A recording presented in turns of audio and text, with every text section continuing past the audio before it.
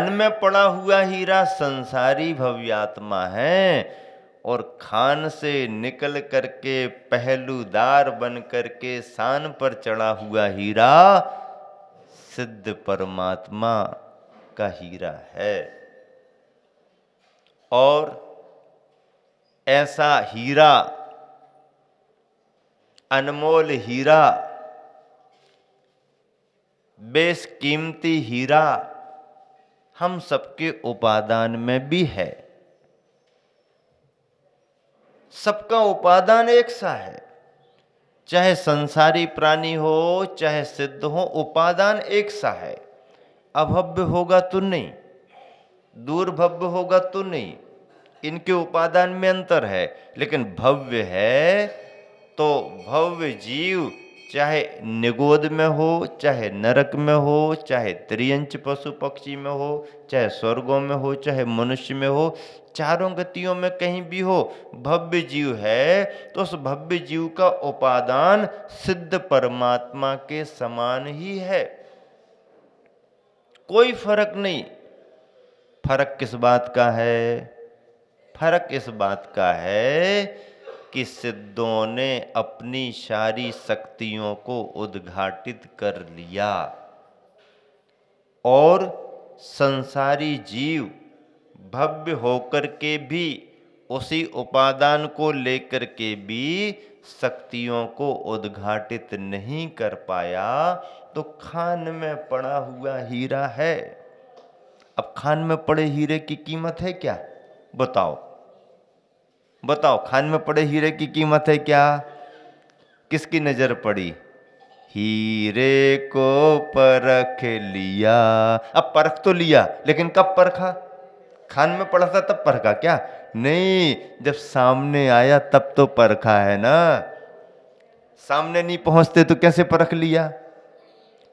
खान में हीरा पड़ा रहता तो जोहरी की नजर कैसे पड़ पाती? हीरा होकर के भी यूं ही दबा रहता। पर जब खान में से निकल करके बाहर आ गया, किसी जोहरी की नजर पड़ गई। नजर पड़ गई तो कीमत बहुत हो गई। कीमत बहुत हो गई तो कितनी कीमत हो गई? हीरा मुख से ना कहे, लाख हमारो मोल, करोड़ हमारो मोल, हीरा मुख से ना कहे। हीरा मुख से कहता ही नहीं है। कारखाने में बनने वाली हर वस्तु की कीमत कारखाने से निकलते निकलते सुनिश्चित हो जाती है कि ये इतने में, ये इतने में, ये इतने में, ये इतने में। कहीं भी तैयार हुआ माल निकलते निकलते इतने का मिलेगा। लेकिन हीरा निकल करके निकलते साथ ही कोई देख करके सील लगा दे। किसी जोहरी ने पहले से सील लगा दी, ये 1000 वाला, ये 1 लाख वाला, ये 1 करोड़ वाला। तो कीमत कैसे निश्चित होती है हीरे की? हीरे की कीमत कैसे निश्चित होती है? ऐसे होती है, हम आपको बता रहे। दुकानदार ग्राहक को परखता है और ग्राहक माल को परखता है। क्या क्या कहा? कीमत दोनों पर नहीं लिखी। दुकानदार आने वाले ग्राहक को देखता है कैसा है, और आने वाला ग्राहक दुकान पर रखे गए माल को देखता है। अब उसमें ही जिसने जिसको परख लिया उतनी कीमत हो गई। दुकानदार यदि ग्राहक को नहीं परख पाया तो दुकानदार ग्राहक को सही कीमत नहीं बता पाएगा। और आने वाले ग्राहक ने यदि हीरे को सही नहीं परख पाया तो वो हीरे की कीमत नहीं पहचान पाएगा। तो कीमत कैसे निश्चित होती है? दुकानदार ग्राहक को परखता है, जोहरी ग्राहक को परखता है और खरीदार हीरे को परखता है।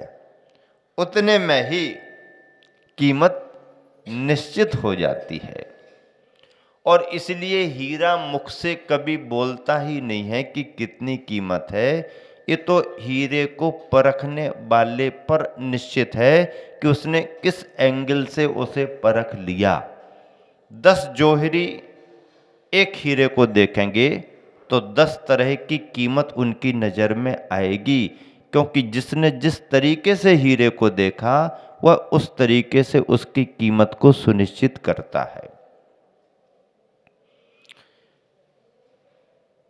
संसारी प्राणी हीरा होकर के भी खान में पड़ा हुआ है, और भव्यात्मा पुरुषार्थ करके मोक्ष मार्ग में लग कर के जो आगे बढ़ी, तो खान में से निकल करके सान पर चढ़ा हुआ हीरा मिल गया, तराश लिया, कटिंग कर दी, बढ़िया अच्छे तरीके से शोरूम में रख दो, फिर देखो उसकी कीमत कितनी होती है। खरीदार आता है तो जोहरी भी दिखाते समय उस समय उसी हिसाब से लाइटें भी जला देता है, तो लाइटों में और ज़्यादा उसकी शाइनिंग बढ़ जाती है। फिर तो देखो कितना चाहिए वो दे जाता है। इस तरीके से सिद्धों की आराधना इसलिए की जाती है कि सिद्ध परमात्मा शुद्ध है, श्रेष्ठ है, सर्व विशुद्ध हैं। उनके आगे फिर शुद्धि का कोई रास्ता नहीं, उससे बढ़कर के फिर कोई दूसरा पद नहीं। जितना विभाव था सब निकल गया, अब बचा तो केवल स्वभाव स्वभाव स्वभाव स्वभाव बचा, विभाव का कोई काम नहीं। अरहंत भी भगवान हैं, अरहंत भगवान ने भी शुद्धता को प्राप्त किया है, लेकिन सिद्धों के सामने अरहंतों ने आधी शुद्धता को प्राप्त किया है। अभी अरहंतों को और चलना है, सिद्धों को अब चलने का काम नहीं, आवागमन उनका बंद। जहाँ पहुँच गए, जिस अवस्था में विराजमान हो गए, अब हिलने डुलने का, आने जाने का काम नहीं। अचल, अविचल, स्थिर, एक जैसे स्वभाव में, बस परिवर्तन होगा तो उनके गुणों में, गुणों की पर्यायों में, वह भी शुद्ध रूप में, अशुद्ध नहीं। आत्मा निरंतर परिणमन करती रहती है, जीव द्रव्य निरंतर परिणमन करता रहता है, अपने गुणों के द्वारा, अपनी पर्यायों के द्वारा परिणमन करता है। सिद्ध सिद्ध हैं, शुद्ध हैं, उनका शुद्ध परिणमन होता रहता है। अरहंत का अरहंतों की अवस्था के रूप में परिणमन होता रहता है। संसारी प्राणियों का संसारी अवस्था के रूप में परिणमन होता रहता है। सिद्धों ने जिस शुद्धता को प्राप्त किया है वही सर्वश्रेष्ठ है और वही उपादेय है।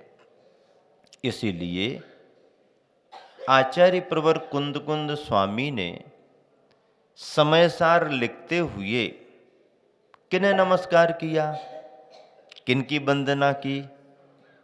किसी तीर्थंकर को याद किया?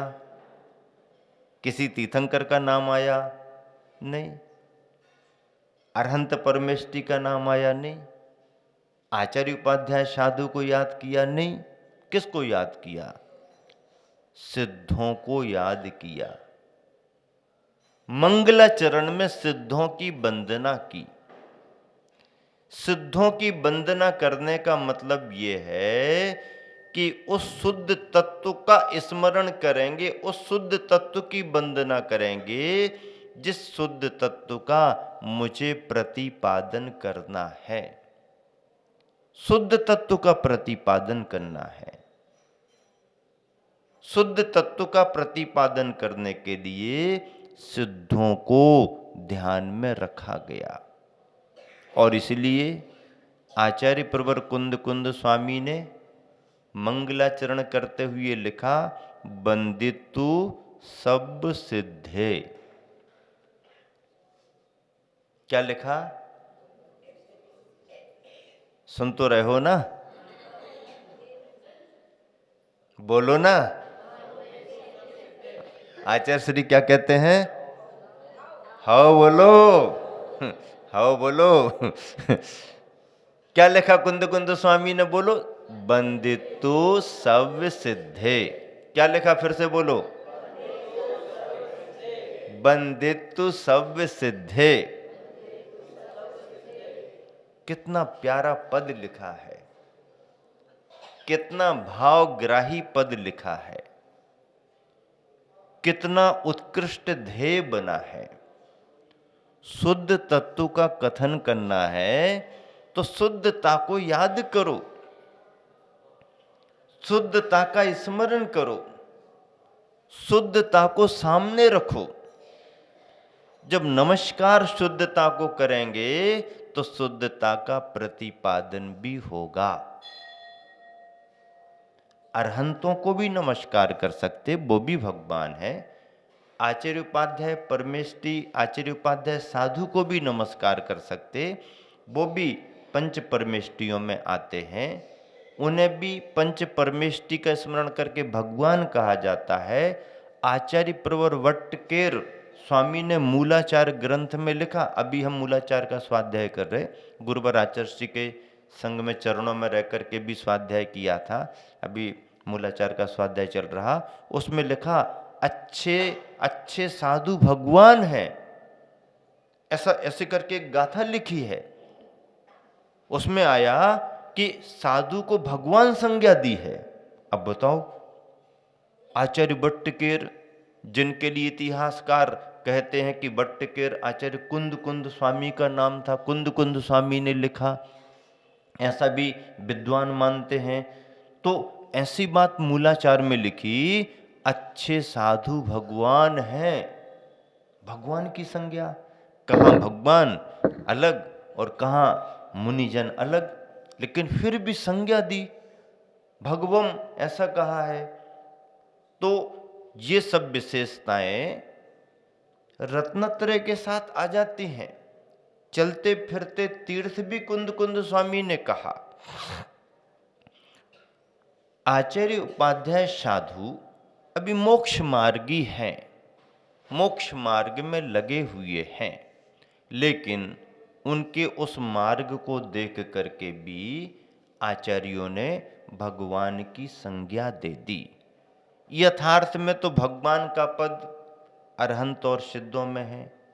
अरहंत सकल परमात्मा है, सिद्ध निकल परमात्मा है। सकल का अर्थ क्या होता? शरीर। कल, कल यानी शरीर, संस्कृत में कल शरीर को कहते हैं। सकलह, शरीर सहित परमात्मा, सकल परमात्मा। और निर्गतः कलह, निकल गया है शरीर जिनका, ऐसे निकल परमात्मा, अशरीरी परमात्मा, शरीर रहित परमात्मा। सिद्धों का पद अंतिम पद है, उसके बाद फिर यात्रा नहीं, पूर्ण विराम, वहां पर अब आगे कुछ नहीं। तो ऐसे सिद्धों को ध्यान में रख करके आचार्य प्रवर कुंद कुंद स्वामी ने वंदना की, वंदितु सब सिद्धे। और ऐसे ही सिद्धों के गुणों का स्मरण, ऐसे ही सिद्धों के गुणों की आराधना रोज कर सकते हम। नमः सिद्धेभ्यः कहा तो सिद्धों की आराधना हो गई। नमः सिद्धेभ्य नमः सिद्धेभ्य नमः सिद्धेभ्य सिद्धेभ्य नमः। तो इसमें सिद्धों की आराधना नहीं होगी? होगी, क्यों नहीं होगी? नमो सिद्धानम, नमो सिद्धानम। नमोकार में से केवल एक पद ले लो, नमो सिद्धानम, नमो सिद्धानम, नमो सिद्धानम, नमो सिद्धानम करते रहो। कोई भी मिले नमो सिद्धानम, नमो सिद्धानम, सामने वाला कभी है उनको हो क्या गया जहां देखो वही नमो सिद्धानम, नमो सिद्धानम। तो नमो सिद्धानम कहना भी सिद्धों की आराधना है। फिर उनके गुणों का स्मरण, अनंतता को लेकर के सभी गुण हैं, एक एक गुण का विचार, एक एक गुण का चिंतन, एक एक गुण की आराधना, एक एक गुण की जाप, एक एक गुण का मंत्रोच्चार आदि आदि, यह सभी सिद्धों की आराधना के रूप में फिर इसी को विधान कह दिया गया। क्या कह दिया गया? विधान। विधान कहते किसे हैं? विधान कहते किसे हैं? जो विधान करने वाले के विधि विधान को बदल दे सो विधान विधान करने वाले के विधि विधान को, विधि यानी कर्म भाग, जो विधान करने वाले के विधि विधान को बदल दे सो विधान। और जब विधि विधान बदल जाएगा फिर उसका नया संविधान बन जाएगा। पुराने संविधान का कोई काम नहीं, नयापन आएगा, नया संविधान बन जाएगा। विधि विधान भाग्य को बदलने वाला, कर्म को बदलने वाला विशेष पूजा का अवसर विधान माना जाता। अब फिर आप चाहे कोई भी नाम ले लो, चाहे इस नाम का विधान हो चाहे उस नाम का विधान हो, नहीं नहीं महाराज जी हम तो शांति विधान करते हैं। क्यों भाई? बहुत शांति मिलती है।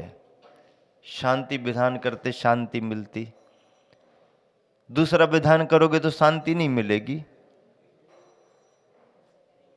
शांतिनाथ भगवान को याद करते हैं तो मन में बहुत शांति आती है।